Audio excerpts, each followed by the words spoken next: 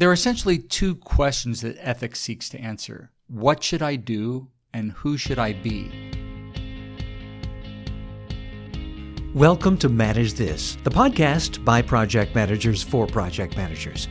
Every couple of weeks, we meet to talk about what really matters to you as a professional project manager. We seek out people who are right there in the thick of all kinds of projects to see what motivates them, what challenges them, and how they manage those challenges. I'm your host, Nick Walker, and with me is the one who is constantly challenging me to be my best, Bill Yates. And Bill, this time around, we're going to talk about the difference between right and wrong. Am I right? You're right. You're always right. And fortunately, we've got an answer man in the room with us. So all of our questions, all of our ethical questions that we ever have about any project or project team situation, he's going to answer. Everyone. Okay. Well, I can't This one wait. could run long. Our guest is Bruce Weinstein, known as the Ethics Guy. He shows organizations around the world how ethical leadership is the key to sustained success. Bruce has a Ph.D. in philosophy with a concentration in bioethics. He's an ethics and leadership speaker and trainer. He's appeared more than 200 times on national and international news programs, and he writes a leadership column for Forbes.com. His books include Ethical Intelligence, 5 Principles for Untangling Your Toughest Problems at Work and Beyond, The Good Ones, 10 Crucial Qualities of High-Character Employees, and for tweens and teens, Is It Still Cheating If I Don't Get Caught? Bruce, one of the first things I've got to ask you is this fancy word, ethicist. So give us a definition for an ethicist, and then how did you decide you wanted to become one? Well, an ethicist is someone who teaches ethics for a living, and that strange word that no one can pronounce or spell is the reason why I decided to call myself the ethics guy and trademark it, because that's something that everyone can say, and I think it conveys a sense of, ethics is really for everyone, and it shouldn't be solely the domain of academics. Okay. One of the definitions I saw for ethics, and this may have been in your book, was to identify right conduct and good behavior. Is that a good working definition? Well, there are essentially two questions that ethics seeks to answer. What should I do, and who should I be? And the first focuses on conduct or behavior, and it appeals to the principles that I'll be talking about here today, the principles of ethical intelligence. And it's almost like solving a puzzle. What should I do here in this case with these facts at this time? The second question goes deeper. To ask who should I be talks about the qualities of character that we should develop over the course of a lifetime. So, for example, the difference might be a principle-based approach to doing ethics would be, should I tell the truth to this person right now? And a character or virtue-based approach, and I don't like to use the term character, which we can talk about, but a character-based approach would be, how can I develop honesty to a greater degree in my life? How can I be a more honest person? Right. And that covers the span of our lives. Gotcha. Okay, one other, and this is a curiosity that Bill has, so forgive me for this one. Did you become an expert on ethics because you got picked on a lot when you were a kid? Did you have a mean sister? I've never heard that. Well, one of the reasons I was picked on a lot is because I was a Jew growing up in Texas, and people were always trying to convert me. And I remember getting swung around the neck by my mezuzah in a pool. And so, but that didn't really have anything to do with ethics. Yeah. I mean, all these traumas affect you in some way. But the real reason is because I grew up in San Antonio, and in our government class junior year, we were asked to pick 3 books that had something to do with politics, and we could choose whatever we wanted and write an essay. And my dad had, do you remember the Franklin Library series of books? Yeah. They had these beautiful leather-bound with gold trimming, and they were really elegantly done. A lot of love went into those books. And one of the books my dad had was The Republic by Plato. And I'd never read any philosophy before, so I thought, oh, well, that's about politics. I'll read that. And I was fascinated by how exciting and dramatic it was. And he writes in dialogue. So it really reads like a great movie script, but about things that really matter, where the stakes could not be higher. So that sort of whetted my appetite for philosophy. When I went to Swarthmore College, I took an ethics class, and I said, now, this is great. What could be more important than studying how we ought to live our lives? And I actually went to medical school briefly Yeah. because my father was a physician and I thought I would go down that path. But after 3 months, I said, no, I'm going to try something else. And ethics was the way I wanted to go. And it's funny because a lot of people with my training become professors, and I did that for 6 years. But after about 6 years, I said, I want the world to be my classroom. I want to share this material with the world and do it in a way that's really accessible. Yeah. Well, that is so relevant to what the conversation that we're having today, because we have project managers out there who are listening, who are thinking, okay, there are tough choices, tough decisions that I have to make every day. I have to decide, do I raise my hand on this? Do I raise my voice on this? Is there an objection that I should voice?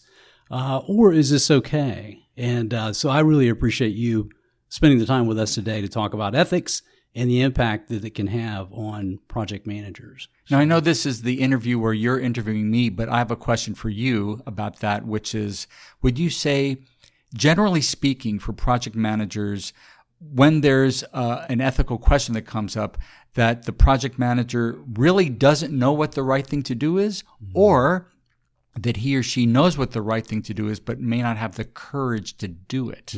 See, I love that. That you're pushing right into that's the sticky question, right? So that's the question we'll pose back to our listeners and say, okay, do we know the right thing to do? Do we have the courage to do it? Yes. So, yeah. Because quite frankly, I think, they're difficult in two different ways. And Mark Twain once said, it's strange that physical courage is so common and moral courage is so rare. It's one thing to go into battle, and I can't even imagine doing that. But sometimes being faced with a moral dilemma, with an ethical problem, can really get to the core of who we are and be troubling. And, we hear this a lot. I want to be able to sleep at night, and that's why I decided, to tell the truth. Right. I wanted to be able to look myself in the mirror. Right. I have to be true to myself. I have to be true to myself. And yet sometimes it really isn't clear what the right thing to do is. Yeah. Now, before we go deeper into a model for ethical intelligence, EI can stand for two things. It can stand for emotional intelligence or ethical intelligence. So let's draw the distinction here between the two. So let's say that you and I know each other pretty well, and we run into one another at the local Starbucks, and you say, hey, Bruce, how are you? And I say, I'm fine. I say I'm fine, but you can tell I'm anything but fine. So you can perceive that I'm not the way I usually am. Yep. And that is your emotional intelligence that allows you to do that, because you're perceptive. You're not thinking merely about yourself. And that's what emotionally intelligent people are. Right. They are attuned not just to themselves, but to other people. But then the question is, so what should I do now? Bruce says he's fine, but he's not. He's a big boy, he can work it out himself. Should I call his wife? Should I ask him then and there? What's the right thing to do? Emotional intelligence can't answer that question, because emotional intelligence is a psychological concept, and ethical intelligence is an ethical or philosophical or theological one. So we need a different set of concepts or principles to address that. And that's where the principles of ethical intelligence comes in. And so what I like to say when I'm giving a presentation to audiences, to project managers, that the best project managers are both emotionally intelligent and ethically intelligent. Nice. You need both to be a great leader. Okay, very good. Bruce, one of the things that I really appreciated in your book, Ethical Intelligence, 5 Principles for Untangling Your Toughest Problems at Work and Beyond, was just what that subtitle says. You give 5 principles. They're nice, they're short. Let's just quickly go through the 5, and then I may ask you to delineate a little bit further on those, but let's talk those through. So the most fundamental of all is do no harm. Yeah. And we know that physicians are taught in medical school, first do no harm, nursing students, pharmacy students, dental students, clinical social work. That part of being a healthcare professional is to make sure that you don't make the patient worse off. Right. We want to make the patient better off. Yeah. But when you think about it, as you mentioned, it really applies to everyone. And I was speaking to some 8th graders in New York, and I asked, when you hear do no harm, who do you think of? And one student said, I think of hippies. and another student said, I think of vegetarians. Okay. The teacher said, I think of police officers. And it's really hard to envision what society would look like, how chaotic it would be if we didn't have the do no harm principle as the foundation. Yeah. And that takes us to the second principle, make things better. Okay. And it's funny, on the plane ride down here from New York, at the beginning of the flight attendant said, in the event of the loss of cabin pressure, oxygen mask will drop down. And if you're with a small child, you put the mask on the child first, because it's very important to make sure that the kids are protected, right? I don't think so. No, they don't say That's that. not my flight. Nope, that wasn't. No. Well, I was on Econo Air. I guess they didn't really pay attention. Contra Air. Contra Air. I hope there isn't really an Econo Air out there. But if there is, I'm sure that you are a highly ethical company. Actually, I'm not sure. How would I know? We're not going to take a position on Econo Air. But getting back to what the flight attendant says, why does the flight attendant say, put the oxygen mask on yourself, even if you're with a child? Isn't that selfish? If you're going to be efficient and able to carry out the actions that you need to, you've got to have oxygen. So you need to take care of yourself first in order to help others. What you just said is so profound and has implications for every aspect of your life. And I wonder if project managers, like other folks, other busy people, tend to focus maybe a little too much or maybe a lot on giving to others and not enough on themselves. And this is the thing about ethics that I think is unfortunately so troubling, that we think it's something that we ought to do and have to do with respect to other people. But as the oxygen mask example shows us, we have to look after ourselves too. And that's a good thing. That's not a selfish thing. Right. Yeah. Oxygen mask. That's a great metaphor for project managers. Take care of yourself first. If you're healthy, you're modeling it for the team. Yes. And you're able to meet their needs better. And you're able to meet the responsibilities you have to your clients, the obligations that you've promised. Right. So there's no shame in looking after yourself and getting a good night's sleep. I hear people brag all the time, I only slept 4 hours last night. That's not something to brag about. Yeah. I mean, I guess there are people who can get by, but most of us need 7 or 8. Yeah, that's true. I do think we tend to demonize folks who take their sleep seriously. Yeah, isn't that funny? Well, there's the third item too, which is respect others. Yes, that's the third principle. And from an ethical perspective, there are 3 ways we show respect for people: telling the truth, keeping confidential things confidential, and keeping our promises. Excellent. And then the fourth is be fair. To be fair is to give to others their due. And especially in the 21st century, the savviest project managers take things like diversity and inclusion seriously, because it's the fair thing to do and it benefits their company. Before I get ahead of myself, the fifth principle is be loving.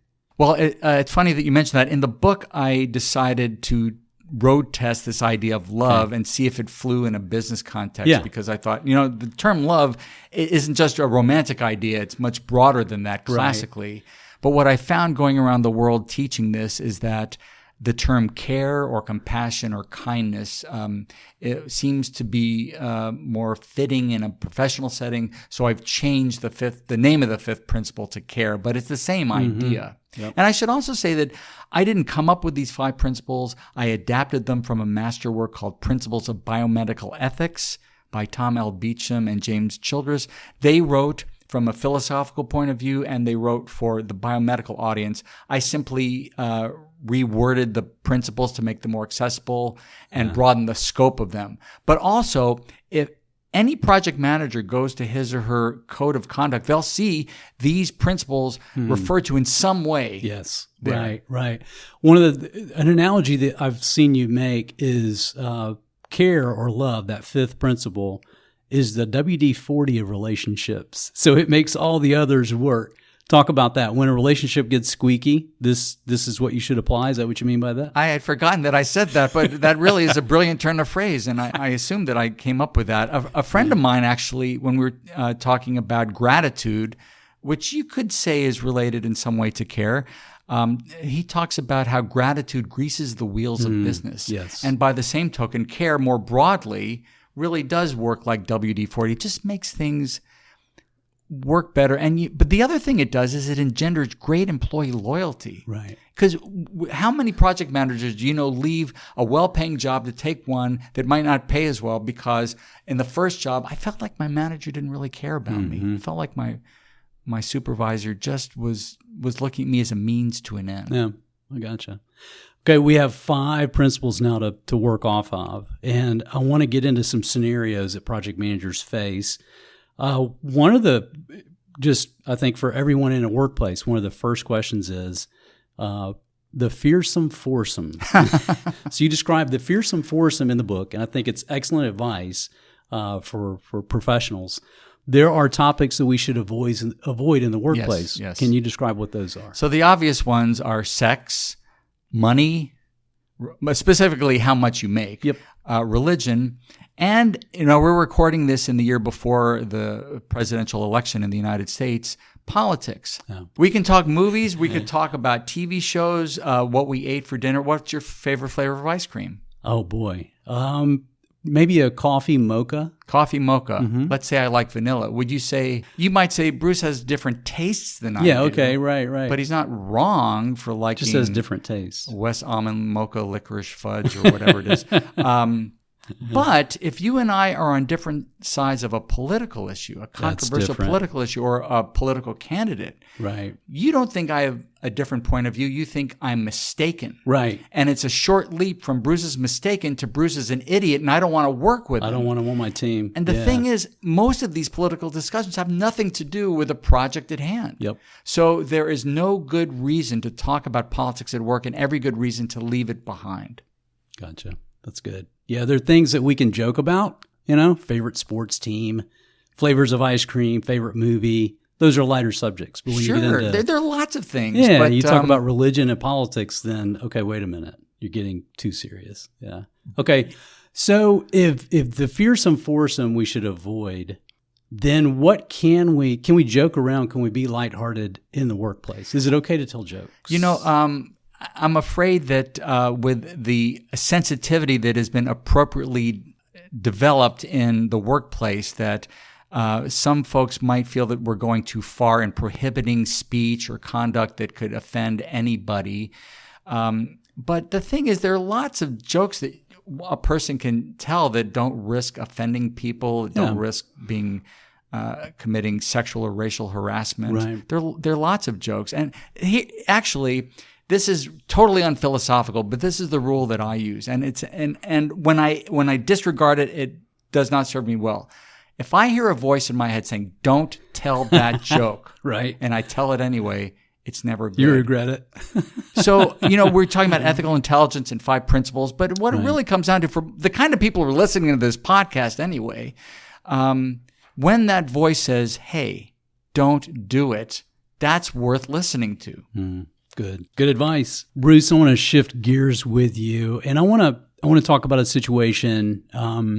What do you do when your manager gives you an assignment that you think is unethical? I want to answer that question with another question, because it really depends on the facts. Yeah. So can you give me more information about what that let's say, be? Like you give an example in the book of somebody's asked to create some false reviews online, maybe on Amazon, or I think the example was for a book. I've authored a book.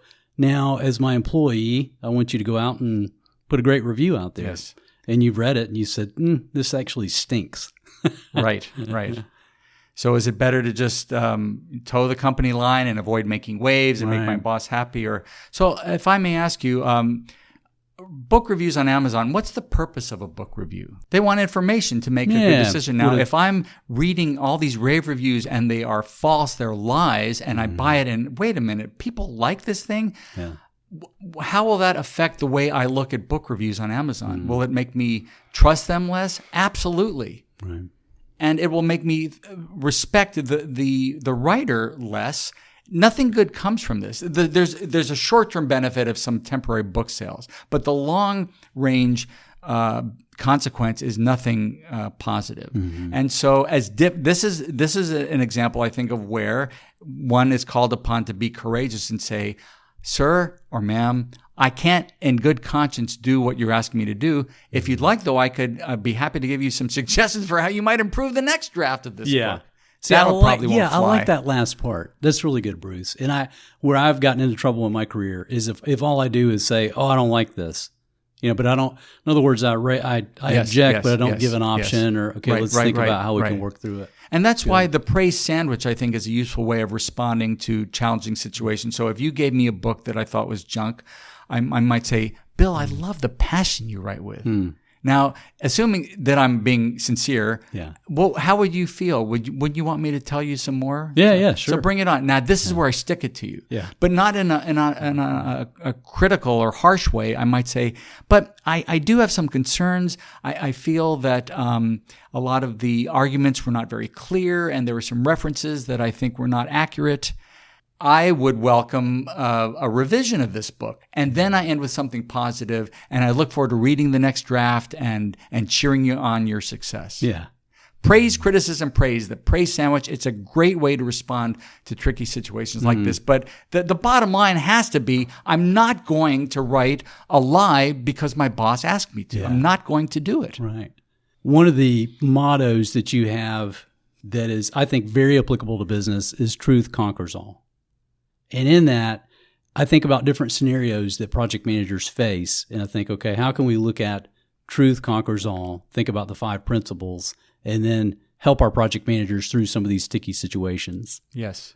And one of those is, what if I know something about my company that I'm a project manager, I'm employed by a company, I know something about my company, a piece of bad news. At what point should I give that piece of bad news to the customer? For example, what might that be? It could be, we could be in a financial situation. It could be that maybe we have a product that's being recalled. Maybe there's a safety issue. So there's something that is not public yet, but that may become public. Should I, am I ethically, what's my consideration? Should I go forward to the customer ahead of time? What should I do? One of the problems that business, not just project managers, but everyone in business faces is the trust of people in authority. And a lot of that has been eroded because we've been lied to so often by so many different powerful people. And the downside to being truthful is almost negligible compared with the downside of lying or withholding information. And actually, it's funny, Bill, last year, 2 separate talks. I always ask my audiences in advance to tell a story about how doing something ethically intelligent resulted in something positive. And in 2 separate audiences, 2 engineers told me that they had admitted that they made a mistake to a client. And in one case, it was going to set the construction back months. Wow. And the engineer was petrified that the client would fire him. But the client didn't do that. Instead, the client said, this is so refreshing to be told the truth. Not only am I not going to fire you, but once we finish this project, I'm going to give your company additional contracts. And in one case, those additional contracts were for 10 years and they netted $3 million. Wow. Here's a direct line between honesty and a financial benefit. Now, we can't always see a quantifiable financial benefit to being truthful, but a lot of times we can.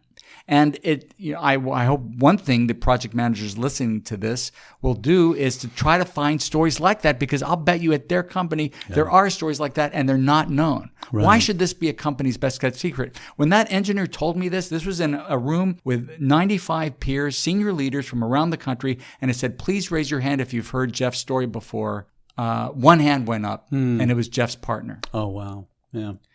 This makes no sense at all. Yeah. Truth conquers all. That's a great example. It's much better than let the buyer beware, isn't it? Sure. Yeah. Which is what Amazon is becoming with all these false reviews. Right.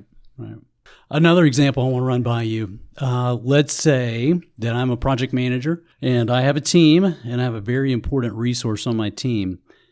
That resource is about to get pulled onto another project because our company has just won a big lucrative contract. A new project is starting out. And my key resource is about to be snagged onto the other team. I haven't told my customer yet. How long should I wait? Well, let's look at the question, why do you owe your customer any explanation at all? Yeah. Because we made a promise to deliver this project and also with these people. And the thing is, isn't this resource going to be replaced by someone who's also good, also capable, also qualified? Well, right? Certainly It's hope not so, right. You're not going to drop the quality. And so I think, again, like with the situation with the engineer, being honest led to greater trust. A customer who's being told the truth will say, you know what? This company is really different from the other ones. They actually tell you the truth. They volunteer the truth. Yeah. So it's almost as though we're using ethics as a marketing or advertising hook. Good. Isn't that amazing? So that transparency is building trust. That trust just takes that relationship with the customer and deeper it's the best deeper. possible PR you could hope for. Yeah. Because what's this customer going to do? Is going to tell his or her friends, hey, Acme, man, they do the right thing by you. Yeah. And they not only told me the truth, but they delivered what they said they were going to deliver. Yeah.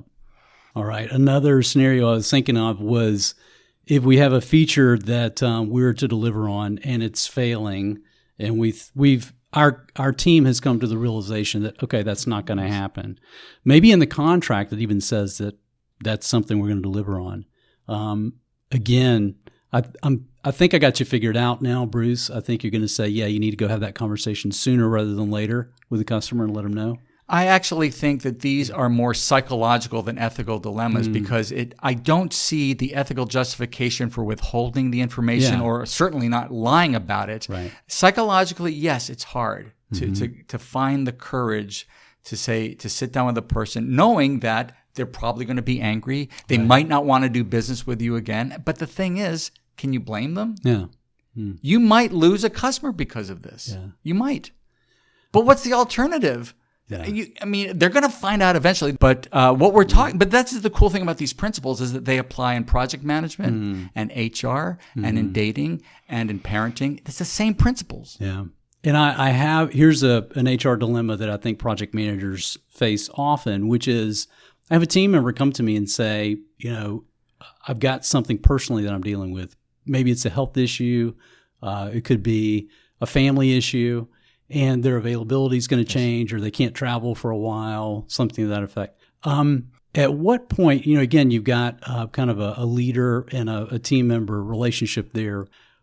At what point does that leader say, oh, this is something I need to alert senior management to, my management to, or the other team members, and when should they keep it to themselves? Well, I guess it depends on what the facts are with respect to this employee. Is this something that the employee really doesn't want to be known publicly? Is it sensitive? How might it adversely affect that person? So there's some variables there. But I do want to say, I don't want to leave the impression that in every situation, a project manager is ethically obligated to tell the truth, the whole truth, and nothing but the truth. Because we want to balance being honest with not hurting people. Right. And that's the challenge. Bruce, the reality is project managers sometimes get angry at work. Sometimes we get angry with customers. Sometimes we get angry with those team members that are maybe not doing exactly what we'd hope they do. And I want to get your feedback on the ethical way to respond when, as a project manager, as a leader of people, I am angry. What should I do? If I work for you, Bill, and over the course of 8 years, I never saw you get angry, I would think this is dangerous because Bill's going to snap, and then who knows what's going to happen. Yeah. It'd be strange not to feel anger, especially when someone either doesn't do something they were supposed to do or didn't do something they should have done. Yeah. So it's understandable. The question is, what are we going to do with it? And there are better and worse ways of dealing with anger. Usually what I found, the worst way is to express it at the time, especially if you get an email or a text that makes you mad, to fire one back. Yes. Someone close to me in my life, not my wife, but someone else, routinely fires angry emails and texts back, and they always regret it. And as well they should, because it's nasty. Had they just waited, written it, and then not sent it or looked at it the next day, you would have seen it once the anger cools down. The main takeaway here is to step back for a moment. And we use the term timeout for dealing with kids. Why doesn't that apply to us too? Take a timeout. Right. Because the thing is, if I blow up at you and I say things that are hurtful, I can never take them back, and you're always going to remember it, and you're going to think about me differently and not in a good way. I can never change that. Yep. I was watching a movie, a 2014 movie called Chef. It's with Jon Favreau? Yeah, Jon Favreau. Did that make you hungry? Yeah, incredibly it's so. It's a food truck movie, right? Yeah, it is. Yeah. So he's a chef who gets burned out and then opens up a food truck. There's the reuniting with his son and all that. There's a scene in that when a critic comes at him and says, "You've lost your edge. 10 years ago, you were amazing. Now you're pedestrian," and just really blasts him. And then the character, the chef, played by Favreau, he goes off on him. So they start this Twitter back and forth. And it all culminates with this scene in his own restaurant where the critic is there eating, and the chef just explodes and goes off on him. And it's, literally to the point where he's grabbing food off his plate and just crumbling it up in front of him, throwing it down. So everybody's watching it. Video goes viral. That's the flow of the movie. We all regret, that's one of those things at times I think for PMs when they're about to lose it, we need to hit that pause button and go, wait a minute. We don't want to create the viral moment. Yes. Well, now it's fun. As you were telling that story, you were smiling, and the film is a comedy, right? Yes. So these kinds of conflicts make for great films and TV shows, stories, because the essence of drama is conflict. But in real life, we don't want that kind of conflict. Right. So if that happened in real life, if you were Jon Favreau's character in real life and did that, you wouldn't be smiling telling us that story. You'd be filled with anxiety and regret. So it may make for a great movie, not so great in real life. Yeah, it's a teachable point. Don't be that guy. Watch it. Watch it in a movie, get it out that way, but don't be that guy. And in fact, I think this is one of the reasons why we love movies like this, TV shows like Scarface, The Godfather. These are cautionary tales. Yes. To different degrees, right? Food truck versus being in the mafia. But they show us what can happen if we let the worst parts of ourselves get the best of us. Yeah. Hey, I like that. I just came up with that. You like that phrase? I like that a lot. To let the worst parts of ourselves Become the best. I'm get gonna, the best of us. Okay, whoever's listening to this, don't use that in a book because I'm going to use it. Anyway. So we've talked about the 5 principles of ethical intelligence. Do no harm, make things better, respect others, be fair, and then care or be loving. Show care, compassion, and kindness. Those are a great framework for project managers to consider as they consider the scenario that's presented. Run it through that filter. You've given great advice on anger. Take a time out, run it through that filter. We appreciate your input, sir. You are truly the ethics guy. You're very kind. And if anyone wants a deeper dive on this, we've actually done a VelociTeach course on this topic where we go into greater depth. I want to thank you for spending time with us today. Oh, it's a pleasure. Are you kidding? Bruce, what is the best way for those who want to go deeper, what's the best way for them to reach you? Is it your website? They could go to theethicsguy.com and send me an email or write to me at bruce@theethicsguy.com. Or they can call me directly at 424-394-0804. 424-394-0804. The name of the VelociTeach course that we've completed is called Leading with Ethical Intelligence. And I think you're going to like it because it's high content, highly interactive, and we make it fun. Mm-hmm. Yes, ethics can be fun. There you go. You hear it from the source. That's it. Rock and roll. Hey, we have one other thing we'd like to do, and that is show our appreciation for you making the trip here to our office. And as you go back through TSA and your travels, I hope that this mug makes it safely through your travels and is not confiscated. Manage this. This is a manage this mug. Our recommendation there is whenever you have an angry moment, fill that with your favorite beverage, sip on that beverage, and then respond. So not throw it against the wall because then I can't reuse it. I think this is a really cool logo and it's beautiful. Thank you so much. Thank you so much for being our guest. It's a pleasure. We have a favor to ask our listeners right now. We sincerely hope these podcasts are valuable to you. Would you let us know by leaving a review on Google, Apple Podcasts, Spotify, Stitcher, or other podcast listening app? You can also leave us a comment on our website, VelociTeach.com, or social media. We'd really like to hear your feedback. And we also hope you're taking advantage of the free PDUs, professional development units that we offer to help you with your recertifications. To claim them, go to velociteach.com and choose Manage This Podcast from the top of the page. Click the button that says Claim PDUs and click through the steps. That's it for this episode of Manage This. Thanks for joining us. We hope you'll tune back in for our next podcast. Until then, keep calm and manage this.